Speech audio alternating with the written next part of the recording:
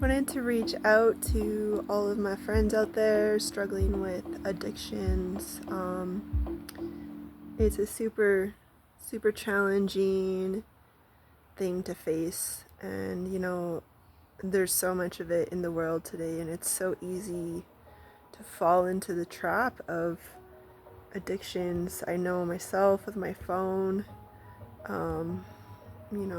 social media, researching stuff instead of really doing what fills my soul.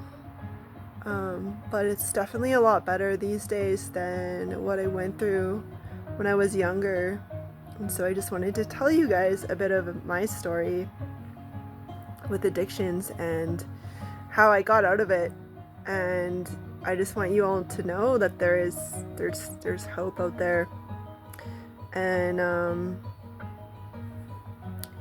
there's a lot of resources. So my addiction started, I don't blame my parents, but growing up in a home where there's a lot of alcohol and parties going on every weekend, and we loved it because everyone was having a good time, and we got to play with our friends, and we got to have sleepovers and movie nights and gaming and all that stuff. But it just really wasn't a healthy environment for kids. And it's okay, my parents, they loved us, and they did the best that they could, and I'm really grateful for all the love that they brought us up with.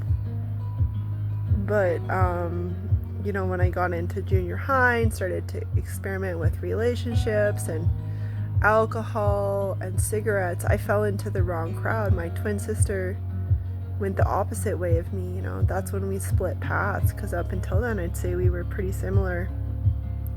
And I would do really well in school, and we went camping so much with our dad and into the cabin with our mom and her boyfriend, and a lot of time in nature and a lot of sports and a lot of just really focusing on school. And my sister, when we got to junior high, she started going into dance, and I went into soccer, and dance was really creative for her, and I think it really kept her strong, and around a good group of people. And nothing to ditch soccer. Sports are amazing, and I love sports throughout my life. But some of the friends I met on the soccer team and some of my best friends, they just became very toxic. And as a teen, when the internet was coming out, there's a lot of dark stuff on the internet. Sorry, Alexa, turn it down 2 notches. There was a lot of dark stuff on the internet, and that really drew me into a dark web, really. And so basically, my friends started to have parties that I would go to, and we started smoking weed and experimenting with mushrooms. And as a young kid with a developing brain, that can be really hard. And what they say, that your brain develops till you're 25, so if you smoke weed before then, you actually have a higher chance of developing schizophrenia, which I have did develop. But they don't really know if it's because people that are more drawn to schizophrenia are more drawn to weed, or if weed causes it, but there seems to be a link. And so it's best to put that off if possible, unless it's for medical reasons. But each to their own, and find their own medicine and what works for them. Weed was a beautiful medicine for me for a while that actually helped me get off hard drugs.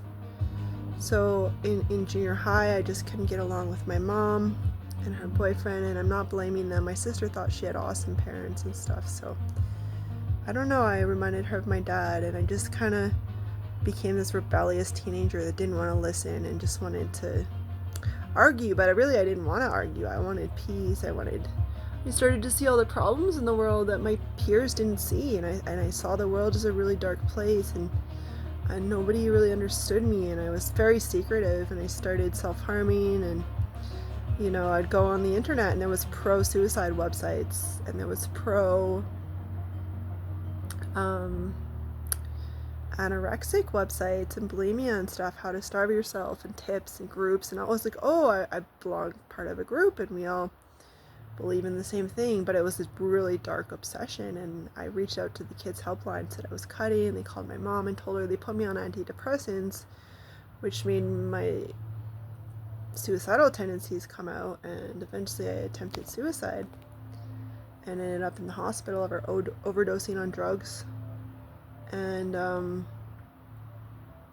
it was very serious. Like, I don't know how I survived. Must have had,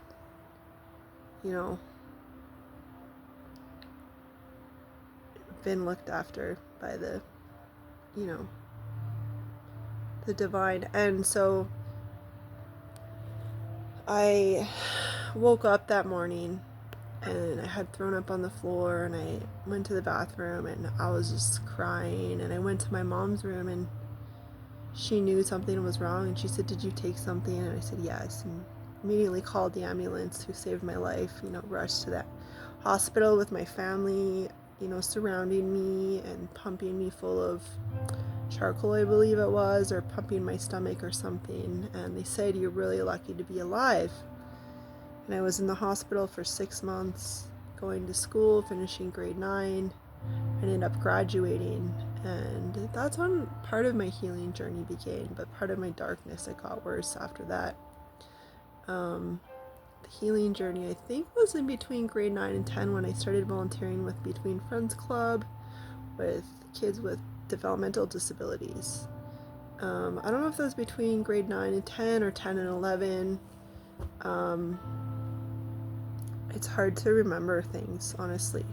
But what happened to me in high school, I dated this guy for a while. He was nice. He brought me to a party out in Cochrane or something, and we'd smoke weed. And I remember smoking weed with him, getting really paranoid. Like, I don't know if there's something else in it.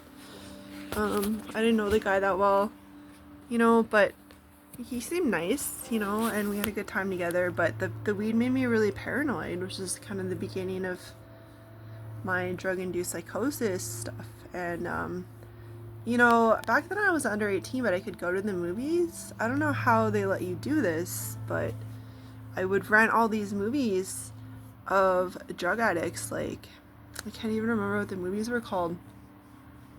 And I started becoming fascinated with drugs. And I'd never known anybody that did cocaine or meth or crack or anything like that. And one day I just decided I wanted to try it. And I really, there's way more healthy coping strategies out there, for people. It can really destroy people. I lost my son's father to suicide a few years ago. He never got off the meth, and he had drug-induced psychosis, possible schizophrenia, and untreated. And it's very dangerous. It's very dangerous stuff. So in high school, I actually went downtown, and this was 2004 or something, where it's hard. I knew I could find it, but it's hard. Like, nowadays you just go downtown and it's everywhere, and it's horrible. But back then it was illegal to smoke in public. It was very hidden. People were in back alleys, they were in stairwells in the apartment buildings, really keeping it out of sight. And so I couldn't find anybody, but the universe was like, oh, you're looking for it, okay. Be careful what you wish for. And on the way home, I met a guy that was actually in rehab, who had just recovered, and he ended up becoming my boyfriend, which was actually really ironic, because I needed somebody in my life who overcame drugs before I even started hard drugs. It's weird. It was like a sign. But I actually ended up going with him to his best friend's house, who was a crack addict, and immediately started using. And my first hoot was in a bus stop on the side of the road. And he taught me everything. He took me under his wing, and he never pimped me out or anything. And he became a really good friend of mine. When I didn't want to be at home, I would go hang out with friends who were nice to me. And I needed that. But I started using the drugs, and soon enough he was getting me to go to video sit on the floor and pat my dog here, but like video stores and steal videos till we would sell it to the drug dealer who would give us drugs. And he kind of used me for that super dangerous lifestyle. I ran away from home, missing in action. I still feel so terrible, for putting my family and my parents through that, and like not telling them where I was. And it was just like, she had to find a private investigator to find me because the cops couldn't find me, and I wasn't even that far from home. But it was horrible because I moved in with a lady that was much older than me, and I was like 17, 16, and she actually brought me to the Cecil, which was the most dangerous bar in the city where all the drugs were dealt out of, and she was dealing drugs, and brought me in to help her. And my friend would bring me to like gas stations where I would steal food for drugs, or I would steal cologne, just expensive things. And one day I was in the movie rental place, and I was like,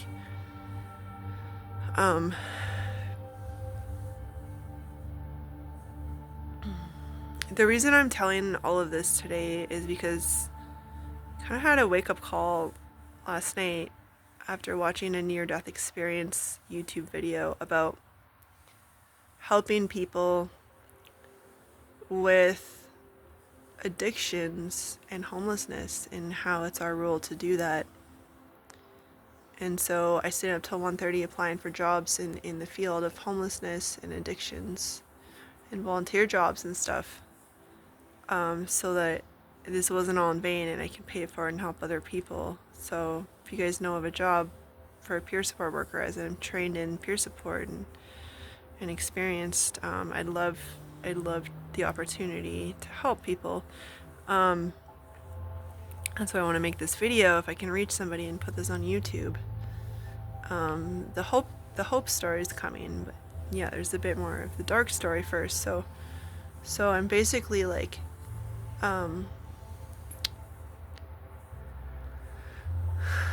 it's hard times, dangerous times, and I moved in with the lady. There was a guy there way older than me who ended up in jail shortly after for breaking and entering.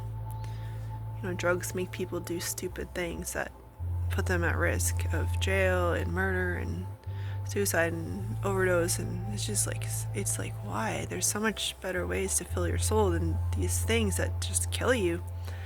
And I just remember like, oh man, so there was a guy in the house that was using needles, and I was kind of like interested in doing it myself, and they all looked at me and said like, no, like stay away, that stuff's even way worse than what we were doing. And thank God they said that to me. Like, that took a lot of guts. And the guy was sitting there on the couch just shaking, shivering because he couldn't get any fix. And the girl had to go, get prescriptions from the doctor for pain meds to give to him to tie him over until he could get his next fix or whatever. But and she was selling pain meds to people, Percocets and stuff. Like, all this stuff is just so sad. And so basically, like, my mom brought me home. She knocked on my door with the police, and the girl I lived with was furious. Like, you brought the police to my house. And it was weird. Like, I don't know if they were paranoid or if it was true, but she said the neighbors had hostages living in the basement. Like, it was just such a dark place. And when my mom brought me home, I never went back to that lady's house, Summer. But I actually, like, it wasn't the end. And I never used alone. It was always a social thing for me, other than weed and cigarettes. But I went from that, and I quit that, and I started doing ecstasy. And then I did that for a while, and then all my friends were doing that, and we started going to raves and dancing, and then one day I took too much, and I passed out, and I woke up in the chair my friends had picked me off the ground, and it was like tunnel vision like that. So inside I could see people, and then everything else was just a circle of blackness. I don't know what that was. I never really looked it up as a medical condition, but I definitely OD'd in a way, and I never did ecstasy again after that. Sometimes it took me sinking to the very last hole. Like the last time I remember when I quit cocaine was well, crack at least. Well, yeah. Oh, maybe I'm forgetting, but I think I just remember I had such a dirty feeling, such a like awful dark, like I don't want to feel that anymore. But, you know, after quitting that, I started smoking meth because I met friends that were doing that. And I met my soon-to-be son's father. And he took me into, well, we lived out of a van for a while. I think it was summer, so it wasn't too bad, but we met friends that took us in, and they were using, and my neighbors were using, and we were one big user, people.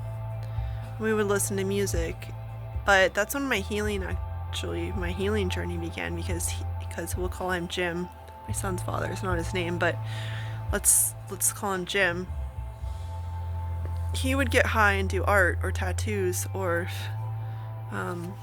make clothes or jewelry or sew purses together, and like he was like introducing me on how to play guitar and drums and busking and taking me to raves, and he actually like he told me that the world was a beautiful place in a lot of ways, and he taught me his trades of making hemp jewelry for money on the street, and playing busking with djembe and guitar, and like going to festivals. And he said I'm gonna take you on tour.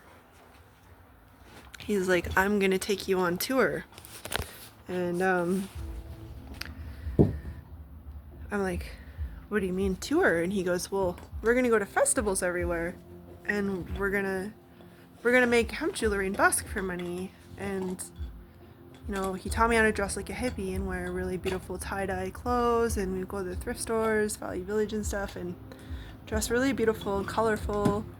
And he introduced me to Grateful Dead, Pink Floyd, Tool, Fish, all these beautiful bands, Crosby, Stills, Nash & Young, Neil Young, Michael Franti, Jack Johnson, all this music. Some of it I loved, like Pink Floyd. I had a Pink Floyd hoodie and had been inspired by them, but all this music was so beautiful, and he would listen to music all day and sing along, learn on guitar and drumming, and like I was super beautiful in a way, but sometimes he would get really angry and break things or throw things, and when he wasn't like that, that was the minority of the time. Most of the time he was, all of our friends thought like, oh, he's such a beautiful person, and like, play fetch with my dog. She likes to bark when I'm on Zoom and like, or camera, but like, get your toy and I'll throw it for you, baby. And so, coming from like someone that had attempted suicide twice, I was like, and I'm not glamorizing like these drugs at all, like they're dangerous and like it's scary, and I was lucky to get out of it. And I ended up in the hospital twice with drug-induced psychosis. I was like running around naked. I was like, just like doing all of this like sketchy behavior, and so was he sometimes, because with drugs it can put you into psychosis where you don't know what's real, and you can get really paranoid, or like things don't make sense and you do stupid risky behavior like that. And then drug-induced psychosis gets better when you're sober, but schizophrenia is a whole other ballpark. It's like a lifelong disorder that's treatable, but not everyone recovers like me, and I'm still recovering. But we went on tour for 6 months, so I was in the hospital with drug-induced psychosis. And then what happened is I actually, when I got out, they put me in rehab at Aventa, and I didn't finish the treatment, but I never did hard drugs again. My partner, my son's father, soon-to-be son's father, left and went to Ontario to visit his mom, and I was going to meet up with them, and I got a job. I actually got a job, which was really cool, and I was like selling products on the street and knocking door to door at businesses to like sell things. And yeah, it wasn't the most ethical. I want to convince people to buy things they didn't need, but cool little things like water fountains and like other things. So anyways, I was okay at it, and I was making money, and I like bought a whole bunch of weed and got on a bus and went to Ontario with no money and just marijuana. And marijuana actually helped me get off hard drugs, and I had to quit it later because I had drug-induced psychosis. Not recommending marijuana or glamorizing it. It can be good for some and it can be bad for some. It's like each has to find out which person they are if they are using it, and use it in a sacred, intentional way, as with psychedelics and stuff. But we didn't have fentanyl back then, thank God. That's a whole other ballpark of danger. And so we went on tour for 6 months. We stayed with his mom for about a month. She was super sweet. It rekindled my relationship a little bit with my mom, which was a slow process. My mom always just was waiting for me to come back to her as her daughter that she used to love so much. That was her precious little daughter. She never gave up on me. She always wanted what was best for me and my dad too. And eventually they saved my life too. So and so we go on tour and we go meet his friends in Ontario, and beautiful people with kids, but drank too much. And we go to their house and play guitar and sing, and it's like, oh, this is beautiful. And he'd showed me all the scrapbooks from over the year, because like this is like the most unique person I've ever met, like in a way, because he would go on tour every summer and hitchhike to all these festivals, and his favorite bands all over Canada and the States. He couldn't go to BC because he had a warrant, which is a whole other story, but let me get into that. It's not part of my story, it's his story. And so pretty soon after that, I seen him smash a guitar because he was so angry when he was drunk. Sorry, I'm just playing with my dog here, keeping her. And so that's when I quit drinking, because I'm like, whoa, that does that to him? I don't want to drink. And I was never drunk again after that. And I quit smoking. And all I did was weed and occasionally psychedelics, but I never used hard drugs ever again. And I would graffiti a little like tag on the side of a bus stop or whatever, and I called it Exploring New Worlds Tour. So I spent my 18th birthday, I dropped out of high school, not recommending that, but like I spent my 18th birthday at a festival called Space Gathering in Quebec, and it was really beautiful. I met so many people that year, and we toured for 6 months hitchhiking to festivals. We went to Space Gathering, we went to Montreal to see the beautiful graffiti, walls of graffiti everywhere, beautiful art, and free. Space Gathering was a psytrance festival in Quebec, and all the people I met on tour were all these really beautiful, vibrant, alive people, and we would dance under the sky, in the forest, in open spaces, and the music was beautiful, and I just felt a sense of love and community that I'd never experienced before in my life. We went to drum circles, so we went to Montreal, where there's tam-tams on the hill, and it's free every Sunday and Saturday, and people would just come draw and play guitar, bring kids. It was so beautiful, and the whole streets would close down with Jazz Fest and Just for Laughs and all these festivals, and it was really cool. And we never waited long for a ride ever, because we were dressed in beautiful hippie clothes with instruments, and people wanted to hear our story, and they wanted to pick us up and help us. People took us into their homes. They gave us food, money, jewelry, like beads for our hemp jewelry, and we would sell this like bracelets. So I'm feeding my dog a puzzle toy. I'm selling these bracelets and necklaces by donation. So at first we sold it $5 a bracelet, like $10 a necklace. We found we made more money selling it by donation.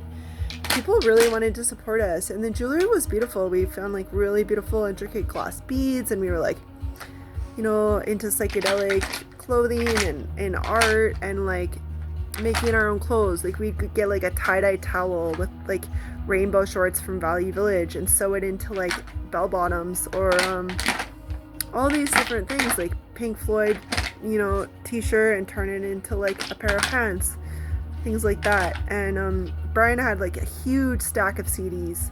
He collected CDs, he burned them off his friends every time he found a band that he liked. He was a huge Grateful Dead fan, and he taught me about the Grateful Dead movement and Woodstock, and how people would hitchhike from concert to concert just to see the Grateful Dead play, and the music and the community. And it was like the 60s, peace, love, and happiness, bring the troops home from war, and like, let's make love, not war, and like, let's just, you know, listen to good music and all come together, and we're gonna create a beautiful earth where we're celebrating and it's fun and everybody's included. And like, he had a dark side though, you know, because like drugs can do that. And I think what kept him alive all those years is the music and the people and the community, and playing the instruments and singing, and choosing bands that have beautiful lyrics about love and community and seeing the world differently. And he took me to San Francisco, so we hitchhiked across the border, which was hilarious because I was 18. I think you have to be 19 or 21 at that time to cross the border on your own. But we were at Niagara Falls, plus he had a warrant, so we didn't know if he could get across. So I took all of the stuff, put them on my backpack, went to Niagara Falls border, and I went by myself, and I said, I just want to see the other side. I just want to see the other side of Niagara Falls. And they let me over by myself. He did the same thing. And so we hitchhiked from Niagara Falls, New York, all the way to California. And we got picked up, okay, on the way there. We were so scared in Toronto. We were so scared in New York. You know, we just wanted to get through there as soon as we could. We went through Ottawa. And so... yeah, so we actually got a ride. I remember being in Utah, and I was so dehydrated, and maybe I wasn't eating enough too, even though we never really went hungry once. We always had enough money for food. But I do remember the heat really got to me, and it was illegal to hitchhike there. And this cop, Ono, came up to us, and he was like, you guys can't hitchhike here, it's illegal. And we were like, oh shit, we're in huge trouble, what are we gonna do? And at that very moment, I almost passed out. I crouched down to the floor, I was blacking out. And the cop at that moment had some compassion and empathy for me, and was like, okay, I'm sorry, you guys, like, I'm gonna take you somewhere else where you can hitchhike, and I'll let you guys go. A better spot. And he said, you better open that watermelon. Someone gave us a huge watermelon. He said, you better drink that, eat that. I was like, yeah, you're right. We got a ride all the way to California, one ride. We were driving through Oregon. We actually saw a Grateful Dead. It's like their logo, mascot kind of thing for the Grateful Dead band, which is the Dead Bears, like Grateful Dead Bears, the dancing bears, you know. And we saw one in the sky, and we both saw it, and so that was really cool. We saw an Om symbol in the sky. Like, synchronicity is all summer. We made it into every single festival that we actually wanted to go to, and that was super cool. Like, I didn't even know like what was gonna happen when we showed up at the festivals. Like, we would sell our jewelry in the parking lot and be like, you know, we always had enough money to get into every single festival. We planned out the whole summer, we're going to this place and this festival and all this, and like, we made it into every single one. And so we got to California, we got a ride with a guy that was using drugs, and I remember crying when he took us into his house because he's in the bathroom getting high. And at that point, I thought I was pregnant because my period seemed like it was late. And I remember just crying. I'm like, what am I getting myself into? But I never did the drugs. I never did the drugs again, those kind. I just did psychedelics at the festivals. But sometimes they had a dark side. They would put me in a psychosis. I'd be like on the ground hissing like a snake because the band was playing a song about snakes. And then the next morning I was totally fine. Like, it was scary. And I'm lucky that I didn't get hurt. and that it wore off, but later led to schizophrenia probably. And like, we go all the way to California, and I'm like, oh my God, this is where the Grateful Dead are in San Francisco. That's where they were from. We went to their doorsteps. We had Ben and Jerry ice cream from the original ice cream shop. We went to Golden Gate Park, where Janis Joplin used to play, where they would have like all these concerts. And like, we went to Power to the Peaceful in the middle of Golden Gate Park, and it was Michael Fronte, and I loved Michael Fronte, and I still do. He's still one of the only bands that I listen to that we used to listen to, like him and Jack Johnson, you know. And like, beautiful, beautiful, you know, beautiful festival. Bring the troops home. We had a little sign saying "Bring the troops home" in Peach Bush, and the whole park was just full of dance and music and vendors. And Michael Fronte's concert was so epic, and we loved it. But I remember it was a little cold, and we had to sleep, you know, behind this shed. And like, you know, we always pitched a tent everywhere we went. Sometimes we did have to sleep outside, like in Montreal, and someone stole our tent. This wasn't all glorious, you guys. Like, we got picked up by a drunk driver one time. He was drinking while he was driving. We got picked up by a stolen car. You know, we're driving in the car, and then we did a pit stop, and then we realized that they were actually turning the car on with a knife and using the knife to open the back trunk and stuff. Like, they didn't even have keys, and we were like, we got to get out of here. So sorry, I got a dog for everywhere. And so we said to them, we got to use the washroom. So they drove us to a washroom. We got out to get back in, you know. But most people were just so unbelievably kind and beautiful, and it restored my faith in humanity, and it began a huge healing journey. That's like another whole other 20-hour story that I've been putting on here. And so we just sometimes when she's like this, I just go in here. Sorry. And you guys, so like, she'll stop barking. Oh my God. But anyways, it's like, you know, we hitchhiked. It's so beautiful in California. We slept by the beach. We had a friend at San Francisco let us stay in his boat that was on the ocean. You know, we lived there for a while, and like, it was so beautiful in a way, and we made friends everywhere, and the nicest people. They loved our story. They wanted to help us, you know. And sorry, Jim would bring people to the festivals, to the concerts, to the music. He would take people that were drug addicts and shift them like that, you know, like, hey, you know, we can open the gateway into heaven on earth, like all this music. And like, he really believed in that, and he was like, oh, we're here to like create heaven on earth and open the gateway into heaven and like help each other and create peace and love and harmony on the planet. Like, he really believed and made me believe in it. And you know, even though he ended up turning abusive towards me later on physically after our son was born, like, I really did love him, and I really was rooting for him to get better. And that's so sad, but yeah, people would meet him, and it would like save their life. And he had this influence of meeting people, and he had a whole book full of phone numbers, and every time he got to a place, he would call his friends and get together. And he always brought people together. Even when we lived together in Calgary, he always had friends over, passing around free weed and just sharing food, and like always wanted to share and help other people. And sometimes he just didn't know how, and I wish he would have learned how to help himself and be responsible and keep a job. And like, you know, he could have been a professional tattoo artist, professional artist, getting paid by festivals to make, because that's how beautiful his art was. And so we hitchhiked up to Oregon, I think it was, for Shakedown Festival, Grateful Dead cover band festival, which was really beautiful. And we got all these empty water bottles, huge jugs, because we wanted to go to Burning Man, which was our top festival we wanted to go to that we'd never been to before. I'd never even been to a festival before I met him. You know, like, I didn't even know these things existed. I didn't know what Shambhala was or Burning Man or anything. And so we go to like this beautiful Shakedown festival. We went to Earth Dance, which is a festival all over the world that happens for peace.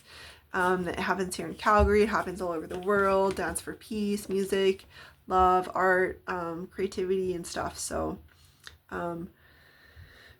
really cool. So a huge festival in Wavy Gravy's farm, which was where the Grateful Dead used to hang out with Ken Kesey and the Acid Experiment people, and like all these people, hippie people coming together and traveling and music and love and it's beautiful. And so Earth Dance, we get there, and that's actually the one festival we didn't have enough money to get in. So we ended up in a fight and we separated. And I didn't know where he went. He didn't know where I went. But there was a rainbow gathering. And I'd always wanted to go to a rainbow gathering since he taught me about them. I don't know if he'd ever been to one. We almost went to one in Quebec, and I wonder how my life would have changed. And I became vegetarian in Quebec. A lot of my friends were that way, and I still ate fish at the time, and then later vegan, back to vegetarian, back to meat, free range meat, back to now I'm vegetarian for 10 months or more, and mostly plant-based at home. But anyways, I eat eggs and dairy when I go out. Anyways, there's like a huge shift in consciousness for me during these times, and I love dancing. It was the most fun thing I'd ever done in my life, and it saved my life. And yeah, after the festival, I never went back to hard drugs. I ended up quitting psychedelics until I did one to heal twice, but 3 times. But anyways, Earth Dance Festival. So I ended up in a rainbow gathering. Someone like, there were a whole bunch of hippies living off a piece of land. You know, we weren't growing food or anything, but, you know, people would bring food to share. It was always enough to share with everybody.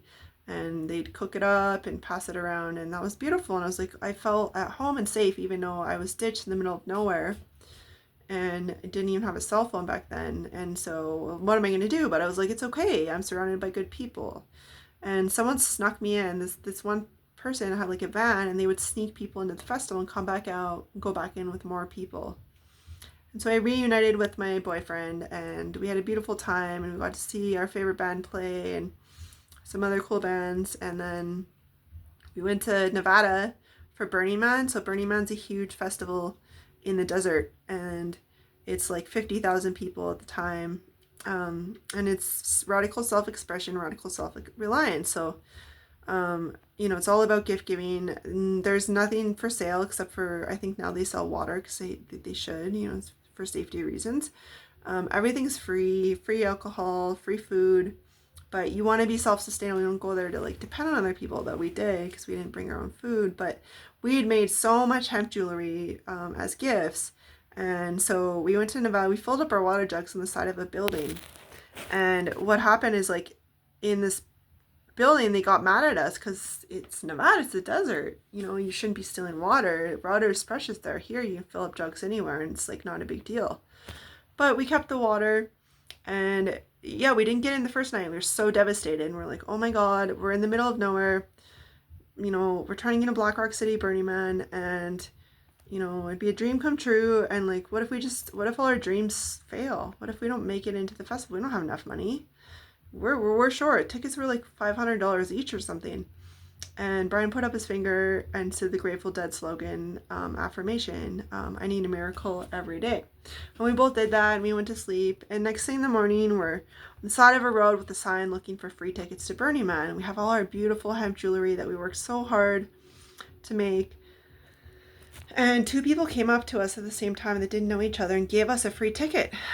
And that was a miracle. We were so happy. We got a ride in. We made friends with people, and we got a ride in, and they let us through. We had enough water to get in. We had the tickets. We set up camp with friends that we made, as we made friends everywhere. And it was cool because we had a great time. Burning Man was beautiful. Everybody was dressed up in like beautiful clothes, like just really extravagant like costumes that they would make just to be creative, and all different theme camps everywhere. Lots of music. Everybody had a gift to give, whether it's something material that they bought, like a little tiny Burning Man thing they were handing out, or patches or stickers, or maybe their gift was music, or maybe their gift was poetry, or whatever it was. And so all different theme camps. So the theme of the year was the subconscious, conscious, and the unconscious. And we had a really great time until the last night we were there, I think, or around that we finally found mushrooms. We've been looking the whole place for mushrooms.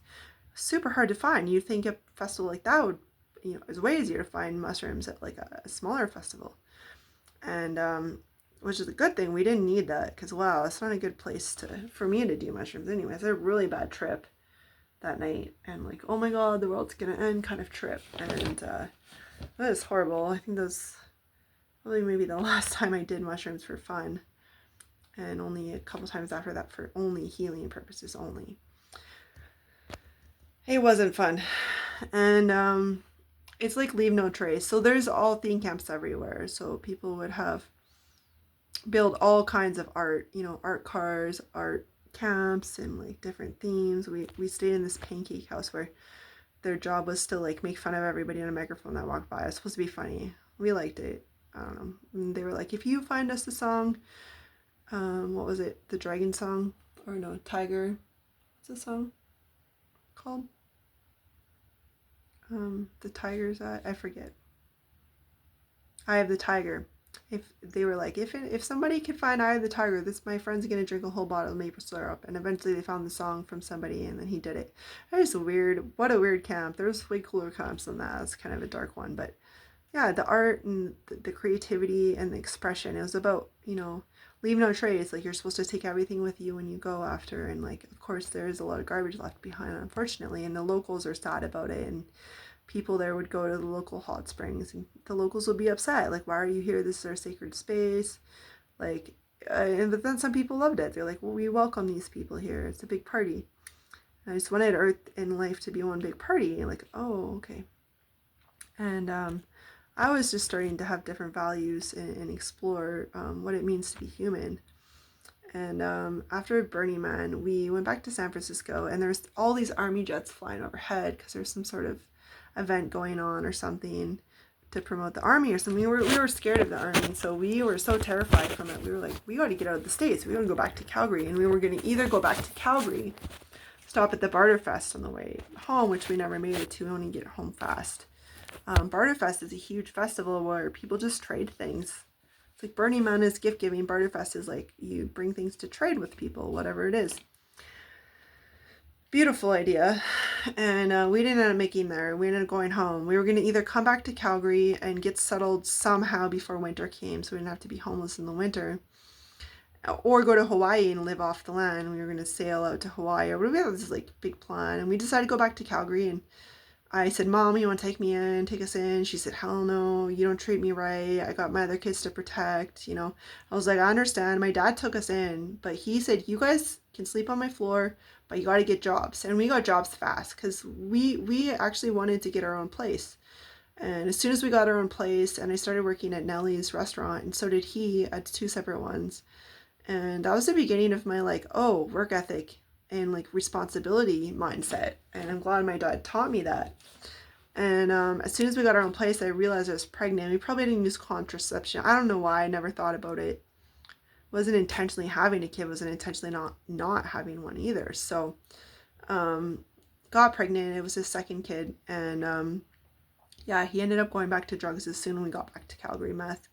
And I didn't, because I felt a whole new renewed sense of like, that stuff will kill me. It's dark. Why would I want to go back to that when I have a whole new beautiful way of seeing the world? And he never got off of it, and I did, and I'm grateful he helped me for that. We got cats. I ended up working as an ambassador doing fundraising on the streets for charity for Amnesty International, trying to raise money. And I got paid to do it, and I was like, sweet, I'm making a difference in the world. It was beautiful. And then I ended up going back to school instead. I dropped out of work and I got a deal where if I, upgraded in high school, I could actually like make money. I could make money by going to high school again. And I was really, really responsible. I showed up every day. I tried to take care of my health. My mom was amazing. She was always coming by, bringing me free fish, free food. She wanted to see me do well. I wouldn't have made it through without her. She saved my life, and we actually started to have a friendship again. And the whole tour, I would call her. We'd go to a phone and call our moms. And I can't believe how worried she probably was about me. But, sorry, Mom, but I love you. And I needed to do the tour, and I would never hitchhike again unless my car was broken down or something like that. It's dangerous, but it was beautiful and fun and inspiring and uplifting. And so, yeah. And so he went back to drugs, and I was like, no, I'm not hanging out with any of your friends anymore. I'm not using drugs. I'm getting my life. I'm pregnant. I smoked too much weed when I was pregnant because all my friends said it was fine. All their friends did it. You know, looking back, that's not very smart. Weed is definitely not recommended during pregnancy. And there might have been some complications after my son was born that was related to the marijuana, like fast breathing and jaundice. I'm not really sure. But I thought it was fine, and so I smoked a lot, and we actually sold it. Mostly he did. But anyways, I had a great English teacher, and I started writing, and I wrote an article about psychedelics and how healing they were for me. And that wasn't a good impression for a teacher when you're pregnant. You know, later when Child Services was working with me, I went to her for a reference letter, and she said, "No, you wrote that article." And I was like, "But I really believed psychedelics were healing." And she was like, "No, they're not, and you can't promote that kind of stuff if you want to get your son back." So I was pregnant for, and I started reading this book, Naturally Healthy Babies and Children, about herbal medicine and how to visualize your birth going smoothly and how to talk to your baby and spend time like in yoga and stuff. So I would do yoga every morning, and that was the beginning of my yoga journey. And my birth at age 18, 19 was not painful, and my sister remembers, she was there, and like it's because of all the work I did from this book, I believe. And that was cool. And I loved being pregnant. I was like, oh my God, I want to take care of myself. I want to love my son. I want to raise him with love and bring him to the festivals. We were gonna like, you know, take him on tour in buy a little hippie bus and like, you know, raise him at the festivals in our community. And like we would go to drum circles pregnant, and we went to Motion Ocean Festival, and I was almost ready to give birth, you know, and staying in a tent, and got a ride out there with friends, or hitchhiked or something. Probably didn't hitchhike pregnant, but like we met friends, and like it was beautiful. But I remember I was too close to the music. I was pregnant. I was like, oh my God, what is this? I'm so stressed out. Like we need to move further from the music. But he just wasn't loving me and nurturing me and taking care of me, because he was addicted to drugs, and he would get really angry, and he would just throw the cat against the wall. Like it was freaking awful. And yet I had this hope in my life that me and my son were going to somehow be okay. I stayed with the father thinking maybe he'll change, you know, and of course it's always better to leave. They don't change. You can't wait for them to change. If they don't change now, then don't expect them ever to. You can't change somebody else. You got to protect you and yours. And I should have told people about the abuse. Turned physical after my son was born. And as soon as my son was born, I turned vegan. I had vegan friends. I had no idea how to eat properly. So my brain was just going haywire. I didn't feed my son properly. I breastfed for, you know, a year. And then, you know, I started feeding, you know, cereal, and then social services got involved because he burnt his finger on the heater. We had to bed share because I would fall asleep at night and almost drop him. So I let him sleep in my bed, which was very dangerous. He was less than a year old, and I'm so sorry, but I loved him so much. I loved being a mom. We would play drums for him. We would sing all the time, put our favorite music on. I was like, this is actually really beautiful and really dark at the same time, and scary to be in an abusive relationship. But my mind was brainwashed. I didn't understand. I was under a spell, a dark, dark spell. Holy shit. I'm glad I got out of it. And I'm sorry to my son. And I love that, you know, he turned out so well, because my grandma's sister's daughter adopted him and raised him with love with her husband and kids. And like a miracle. Maybe reconnected 2 years ago, and he's doing amazing. I'm so proud of him, even though I had nothing to do with it, you know, in the first year. And I made so many mistakes, and I'm so sorry. But I loved him, and I loved being a mom, and there was a lot of light and a lot of community around me in Calgary, you know, going to drum circles in Riley Park, and going to art dance, and little mini concerts in Calgary. And like I had some friends that would come visit us, and we'd go visit our weed dealers, who were the nicest people, that smoke organic weed and make raw food and like organic food. And then they taught me the value of like, you know, organic and natural and healthy and herbal medicine. And like I started studying herbal medicine in a book, and I bought all these herbs for my son. I was going to be like a herbalist mom and like take care of his health. Of course, I never used any of the herbs at the time. I didn't know how, and I brought him to the doctor any chance I could when I needed to, because I really did care about him. I didn't know enough to do it on my own. And so, yeah, he was healthy for a year, but, you know, probably not eating properly for sure. And like, I never knew how to cook. Something I wish, you know, all parents would teach their kids. such a valuable skill, how to cook and clean, and, you know, use protection and like not do drugs. But my parents didn't have those conversations with me much. It was more just like I had to figure out on my own.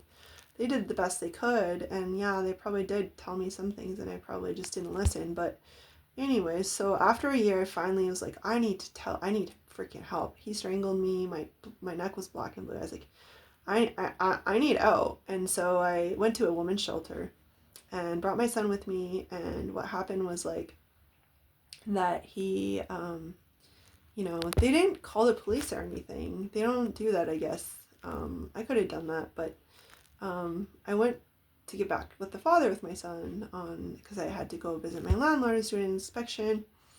And I went downtown to find the father because I was so sick mentally and addicted to him. And instead I found a shaman friend, a new friend. So I'm going to give you LSA. It's natural. It's a psychedelic. You got to take it.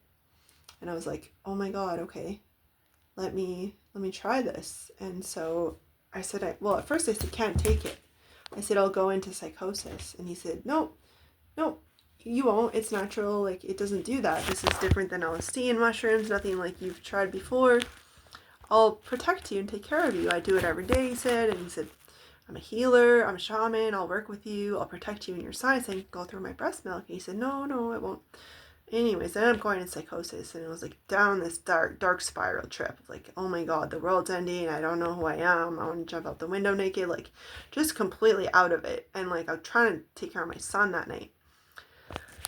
And then all of a sudden, I remembered the calling that my son's father taught me about. You know, heaven on earth coming and building the community and the music and the festivals, and life's gonna be one big festival and concert, and we're gonna all play music and dance and love, and like it's gonna be beautiful. And then that got me out of the trip. But then I went in the closet and there was a machete knife, and I was so scared. I think this is what happened. It's hard to remember all the timelines. I was so scared that I left my house and my son was naked and I had no shoes on, and I just like was high on drugs. And I went on the bus and went downtown to try to find my friend that promised he would take care of us. And I knew I met him in the park, so maybe he would be there. And on the bus, my son was throwing up, maybe because of the breast milk, the drugs, or maybe he was just sick. Like, I don't know what was happening. And someone gave me a bunch of money to help us. And then I'm on the bus and they decided to call the police on me, somebody on the bus or the bus driver or something. And someone walked up to me and said, just to warn you, the police are coming. And the ambulance showed up and brought me on the ambulance. I'm sitting there breastfeeding my son. I told them what happened. I said that I was high on drugs. And I said, well, you can't breastfeed. They made me stop breastfeeding. And they took me to the hospital, took my son away, put me in a room, evaluated me, but I was perfectly sane and fine that they sent me home. And during that time high on the LSA, I was seeing sacred geometry on people's foreheads. It's really beautiful. And, you know, I came back down to earth, got grounded, got home, you know, went back to my house, and I never went back together with the father. See, I took that drug because the shaman said if I took it, it would heal me from the abusive relationship and I'd never go back, which was true. But I'm so sorry that I did it. But when my son was taken away, it was a huge relief. I was like, oh my God, this is a second chance for me and him. And I worked with child services for a year to get him back. And I kept smoking weed because I thought it was helping me, but it started making me paranoid every time I smoked it. Child services, if you keep smoking weed, you'll never get your son back. They put me into ADAC for weed and psychedelics. I did the program, jumped through all the hoops, except I lied on all the psych tests. And my schizophrenia was starting. I was starting to have thoughts that I wanted to hurt people. And over, like OCD, repetitive schizophrenia thoughts. But I would never act on them, and I never had the desire to. I was way more afraid that I was going to act on them than I ever had a desire. I wasn't a violent person. I couldn't even kill an animal. I was totally vegan. I wouldn't even eat eggs, dairy, or anything. And, you know, slowly my mind was deteriorating and went into like this state of psychosis where I was like not doing well. And, sorry, it's hot in here. And like what happened was, as my mind was going, I was slipping into psychosis. And I said, Dad, I need to go to the hospital. I'm having violent thoughts. And he said, no, you won't get your son back if you go. And I said, okay, fine. And I didn't tell anybody else. And I stopped eating because I didn't want to eat the wrong foods. So I was obsessed with eating right foods, and didn't know I didn't know I needed protein and iron and minerals and all that and calories, and like I was like emancipated by the time I ended up in the hospital. And so schizophrenia is when you detach from reality. So I was so scared. I didn't know what to do. I was super scared, and I literally just was going to visit my son all the time with child services, and I loved spending time with him. He's the sweetest, most precious little boy in the whole world to me. And up until then, I found like he never really throwed tantrums. I could always keep him happy. Maybe I'm just remembering it wrong, but I remember him the first year of his life. He barely ever cried because I just gave him so much love, and I really cared about him. But in abusive relationships, you know, your mind starts to slip, and you can't take care of them properly. Like he fell off a bed one time because I was just crying and not watching him, and like the dad's like, you got to take care of your son, and I was like, I can't, I don't know what to do. The house almost burned down one time because I was cooking and I was in the neighbor's house and forgot about it, and we disabled the smoke alarm because, you know, we were burning toast for someone that had Guardia and needed charcoal medicine. And so it was scary.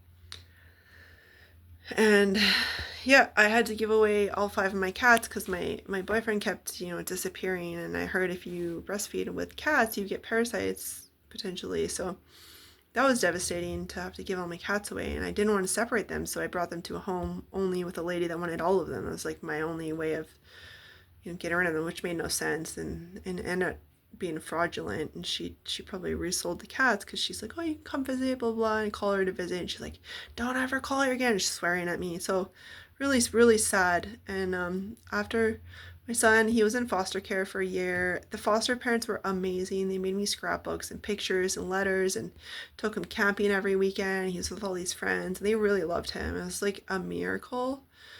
And I started at Wild Rose College where they teach herbal medicine and nutrition, and I started in all the holistic therapies to become a holistic therapist to work with people with mental health and addictions. I finished ADAC, and then I ended up in the hospital with schizophrenia. I thought I was God or the devil. I thought the patterns on the wall was me creating it when really my mom just had redecorated a while ago. Like, wasn't gonna be naked on Christmas almost, but I didn't. Like, I was just way out of it. I didn't know what's going on. Um, I didn't know I had schizophrenia or what it was. I ended up in the hospital, and as soon as I got there, they ended up, you know, surveilling me to make sure I wasn't in drug-induced psychosis, and I was, and I had quit weed a while ago because I wanted to get my son back, and I knew it was not good for me anymore and making me paranoid. And in the hospital, they gave me meds, and I took them. I was like ready to heal. I was like, let's freaking get better. You got a pill that'll help me? Sure. And I thought the lady that gave it to me was from heaven and all this like weird stuff. And anyways, that's the end of my addiction story. I'm going to end the chapter here because there's way too much else to talk about, and I need to go to sleep soon. But I tried ayahuasca years later. I'd been going to ceremonies for a long time, which was very healing and beautiful until I did the plant medicine after I came off my meds and realized that it put me into psychosis again, probably, or maybe it's just being off meds and moving out on my own, going counseling. Like, I don't know what it was. The combination, I don't know. I just remember crying after doing ayahuasca, not wanting to go home, and like, I just like it was scary. And I realized when you have schizophrenia, you shouldn't be doing ayahuasca and coming off meds and stuff. So last summer I did mushrooms because my friend was throwing a women's event, and I thought it was like a healing thing, and I didn't know it was a psychedelic thing. And I went there, and they're passing them around in a circle in a ceremony, and I took one, and I almost went back into psychosis, but I didn't because I had some good friends to help me reintegrate after. But I just stopped going to, you know, ceremonies that had those kind of things. Like, I didn't know I was going to a mushroom ceremony. I wouldn't have gone, honestly. But anyways, for years I stopped going to festivals and drum circles and all those places because I wanted to stay away from the drugs that were there. Not only, you know, mushrooms and psychedelics especially, but also other drugs. But I did, go for drum circles for 2 years or so as a sober person, years after that. So my healing journey after I ended up in the hospital, I got on meds, got a niche, disability check, moved back in with my mom. Our relationship was beautiful and amazing. And yeah, I was still a bit of a rebel and like not always nice, but way better than before. And I started like loving my niece and nephew and helping raise them from baby and like, becoming yoga teacher, drum circle facilitator, and then a herbalist, and then herb school, and then graduating college, and then working as an organic gardener, and all this huge, huge healing that happened, after I went through all that. So what I'm getting at is like, if you're addicted to drugs and you need help, there's a way out. And like last year I had a dream. I was praying for guidance. The first dream was don't eat the animals. I've been vegetarian since. The second dream was you're ready to go back to the festivals. And so yeah, I started going back to the festivals. And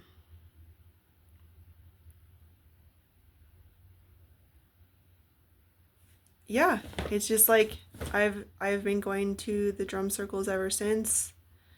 And I, started taking singing lessons around the same time and incorporating singing back into my life and guitar lessons. And I did start going back to festivals a little bit. We went to Saluna, but this year I just decided not to do the festivals, the camp out ones, because I don't want to be around the drugs, honestly. And there is a lot of drugs at the festivals, even ones that say they're drug free, which is fine for a lot of people that are stronger, or they can use psychedelics without issues, or they control substance in a sacred way. And like other people, they get pulled in and pulled down, and it destroys families, it destroys relationships. I just got out of a 7-year abusive relationship over a year ago with a guy addicted to alcohol and probably other drugs and marijuana, who had schizophrenia, who shouldn't have been doing marijuana and drinking, because it made his schizophrenia way worse. And I've seen what it does to people. But I want you to know that there's hope. There is a solution, and rehab centers are a blessing. I love them. They saved my life twice. ADAC and Aventa. ADAC changed their name, I believe, or they're not around. I don't know. I had to leave all my friends that were using drugs. I had to, learn to go back to school to like become a peer support worker or a holistic, practical herbalist for a while, or now I help other people with schizophrenia. I am in a play about schizophrenia. I tell my story at universities and high schools and nonprofits teaching about schizophrenia. And as a peer support worker, I call people on the phone, meet them for coffee, and help them through their schizophrenia journey. Because maybe all of it did happen for a good and beautiful reason. Maybe all of it happened so that I could help other people, so I could find a beautiful life. And my life is not easy. It is challenging, freaking hard. And it's also beautiful and fun. I have a beautiful community around me and a loving family. And I reconnected with my mom and my dad and my sister and my aunt. And like, I just like, I'm so grateful to all the people that never gave up on me, and for when they did have to give up on me, to teach me hard lessons, to show that I couldn't treat them like that. My mom wouldn't let me back in her home because she had to protect my siblings and herself. She did that out of love. And when she did let me back, it's because she knew that I was ready to be back and that she could help me again. And so I've been on my own for 12 years. No, 15 years or something in my own. I ended up in mental health housing. I have a worker in the building, but I have my own place and it's low income. So all the resources that saved my life. And when I joined, the mental health up in Sunridge in the clinic, I joined the addictions group because I was worried that, I might fall back into it if I start hanging out with all these people with mental health, and some of them have addictions. And I could go to that group and tell my story and actually help other people there that were struggling with hard drug addictions, gaming addictions and other things and be like, hey, there's hope. And I did go to AA and NA a little bit, not much. My aunt went to AA a lot, saved her life. So, you know, it's like, find what works for you.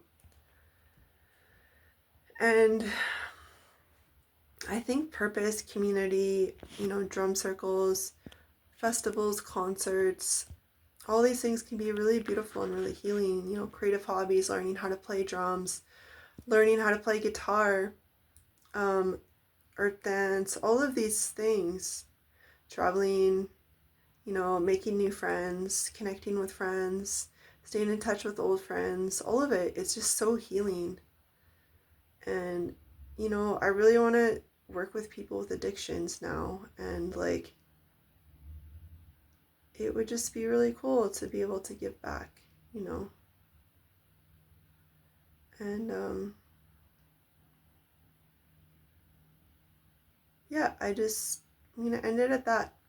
One of the biggest things that helped me was just telling people about my addictions, you know, being open and honest about them, and making friends with people that were good, healthy role models for me, and going back to school, you know, finding work, really, really upping my nutrition, herbal medicine, supplements, holistic stuff, Wild Rose College, and like just,